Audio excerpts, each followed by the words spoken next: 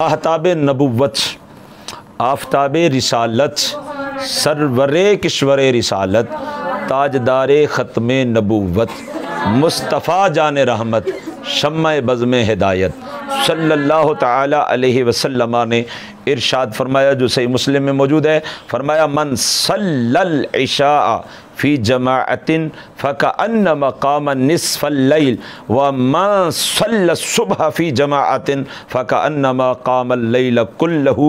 मेरे आका अलैहिस्सलाम फरमाते हैं, जिसने इशा की नमाज जो है वो बा जमाअत अदा की, गोया उसने आधी रात क़याम करने का शरफ़ पा लिया।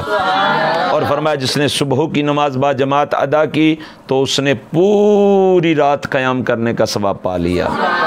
ये निस्बत मुस्तफ़ा की बरकतें हैं, ये दामन मुस्तफ़ा सल्लल्लाहु ताला अलैहि वसल्लम जो हमारे हाथों में हैं, ये इसकी बरकतें हैं कि नमाज इशा पढ़ के सो जाएं जमात के साथ, आधी रात इबादत का सवाब मिल जाएगा। और फजर भी उठ के बाद जमात पढ़ लें तो सारी की सारी रात इबादत करने का सवाब अता फरमा देगा, सारी की सारी रात इबादत करने का सवाब मिल जाएगा।